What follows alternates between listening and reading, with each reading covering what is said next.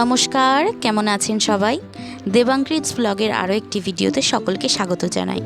হ্যাঁ, অনেক দিন পরেই আবার আপনাদের সামনে আসলাম, কারণ আমি বাড়ি চলে এসেছি, মানে আমার শ্বশুর বাড়িতে। যাই হোক, সময়ের সাথে তাল মিলিয়ে পারছি না, ছোট বাচ্চা নিয়ে। বুঝতেই পাচ্ছেন মায়ের বাড়ি আর শ্বশুর বাড়ির মধ্যে কতটা তফাৎ থাকে। তো আজকে সকালবেলা খুব একটা ভালো লাগছিল না বাড়ির খাবার খেতে, তাই চলে নিয়ে এসেছিলাম কাকাদের দোকান থেকে পেটাই পরোটা আর তরকারি। আর এই দেখুন, এখন আমি যাচ্ছি বাবুকে নিয়ে ইঞ্জেকশান দিতে, কারণ বাড়ি চলে যাব। তার আগে আমি চাইছিলাম যে থার্ড ভ্যাকসিনটা ওর অন্ততপক্ষে কমপ্লিট করে দিতে। আর এটা হচ্ছে আমার কাকাদের মিষ্টির দোকান, আর আমার বাবুকে নিয়ে কাকারা একটু ইয়ার্কি করছে যে তুই কি একটু মিষ্টি খাবি।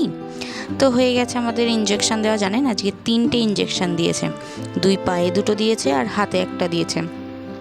প্রথমে অত কান্নাকাটি করেনি, কিন্তু বিকেলের পর থেকে খুব কান্নাকাটি করেছে, বিশেষ করে বাপাটা তো নাড়াতেই পারছিল না। যাই হোক, এখন তো খুব খেলা দেখতে পাচ্ছেন, বাট তারপরে যে কি পরিস্থিতি হয়েছে মানে আমি বলে বোঝাতে পারবো না, যার জন্য আমরা ভিডিওও করতে পারিনি। যাই হোক, বাচ্চাদের এরকম হয় একটু আধটু, কিন্তু 3টে করে ইঞ্জেকশান কিন্তু আগে ছিল না। বাট এখন ভ্যাকসিনের নিয়মই নাকি হয়েছে বাচ্চাদের 3টে করে ভ্যাকসিন দেওয়া, আবার নাকি 9 মাসে 4টে। তখন যে কি হবে, আর তখন তো আমি শ্বশুরবাড়ি থাকবো, একা কীভাবে সামলাবো জানি না। এই যে কান্না করা শুরু হয়েছে, মা নিয়ে সামলাচ্ছে। আর আমার ছোট্ট ভাই তোজো, ও এসে ওকে এন্টারটেনমেন্ট করছে, মানে ওকে হাসানোর চেষ্টা করছে ওরকমভাবে। তো হাসছিল, কিন্তু যখন ব্যথা হচ্ছে তখন এত কাঁদছে, মানে ওকে থামানোই যাচ্ছে না একদম। আপনাদেরকে বললামই বাবুর ভ্যাকসিনের জন্য এত কান্নাকাটি করছিল যে আমি সেদিন ভিডিও আর করতেই পারিনি। এটা পরের দিন সন্ধ্যাবেলা বাবু আমার কোলে খেলা করতে করতে ঘুমিয়েই পড়েছিল। আর বাবা আমার খুব প্রিয় একটি মিষ্টি, এটা হচ্ছে বেক রসগোল্লা। এটা আমার কাকারা খুব রোজ তৈরি করে না, ওদের দোকানে মাঝে মধ্যে করে। তো যেদিনই করে বাবা আমার জন্য নিয়ে আসে, যদি আমি ওখানে থাকি তো আমার সত্যি খুব ভালো লাগে। মানে রসগোল্লাটাকেই ওর পরে ক্ষীর দিয়ে বেক করা হয়, ভীষণ সুন্দর খেতে। তো যাই হোক, মা আমার জন্য বাজারে গেছিলো কিছু জিনিস আমার জন্য নিয়ে আসতে, পরে আবার আমাকে নিয়ে আবার একটু বেরোবে, কারণ এই জিনিসগুলো তো নিত্য প্রয়োজনীয়তে আমার লাগবে এখন ওই বাড়িতে। যেমন বাবুর একটু ঝিনুক, একটা বাটি, একটা মগ। এইটা হচ্ছে আমার চা খাওয়ার মগ, কারণ আমি খুব একটা অন্য কাপে বা কিছুতে খেয়ে স্বাচ্ছন্দ্য বোধ করি না। এটা বাবুর জন্য নিয়ে এসেছে মা, দুধ জাল দেওয়া বা ওর স্নানের জলটা গরম করানোর জন্য। এবং এটা সবথেকে ভালো ব্যাপার, এটা ইন্ডাকশানেও হবে। তার মাকে বললাম খুব ভালো কাজ করেছো এরকম একটা নিয়ে এসে দিয়ে। আরও অনেক জিনিস নিয়ে এসেছিলো, কিন্তু বাবু যেহেতু আমার কোলে ছিল আমি ঠিক মতন দেখাতেও পাচ্ছিলাম না। দাঁড়ান আপনাদেরকে একটা জিনিস দেখাই। এক হাতে খোলা খুবই ডিফিকাল্ট। এই যে ছোট্ট পুচকু বাটিটা, আগেই বেরোলো ঝিনুকটা, এটা হচ্ছে বাবু দুধ খাওয়ানো ঝিনুক।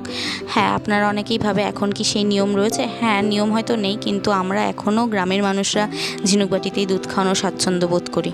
আর এই ছোট্ট বাটিটা মা ওর জন্য নিয়ে এসেছে, এটা তেল মাখানো বাটি। হ্যাঁ, আমি অয়েল ম্যাসাজ করি আমার বাচ্চাকে, এবং সেটা কোনো ডক্টর সাজেস্ট নয়, সেটা আমার মামাদের যেহেতু চাষের ঘানির তেল রয়েছে, যেটা সর্ষার তেল ঘানি খাঁটি, সেটাই আমি মাখাই। এবং আমার ডাক্তারকে আমি বলাতে ডাক্তার বলে যদি খাঁটি হয় তো কোনো ব্যাপার না, কিন্তু বাজারের কোনো তেল কিনে ওকে মাখানো যাবে না, তখন ডক্টররা যেটা সাজেস্ট করবে সেটাই মাখাতে হবে। তো এখনও পর্যন্ত ওর কোনো কিন্তু সমস্যা হয়নি। আর এটা হচ্ছে একটা ছোট্ট প্রেশার কুকার, কারণ বাবু যখন একটু খাওয়ানো শিখবে 6 মাসের পর থেকে, তখন যাতে আমি একটু চালে ডালে সেদ্ধ করে ওকে খাওয়াতে পারি, তার জন্যই মা এই ছোট্ট প্রেশার কুকারটা আমাকে কিনে দিল।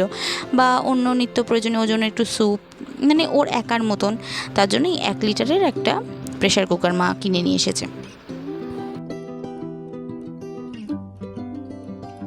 ঘরে প্রচণ্ড গরম লাগাতে মাকে বললাম মা একটু বাইরে গিয়ে বসি। মা বলে আচ্ছা তুই বাইরে বস, আমি কাজটা গুছিয়ে নিই, তারপরে তোকে নিয়ে যাব বাজারের দিকে।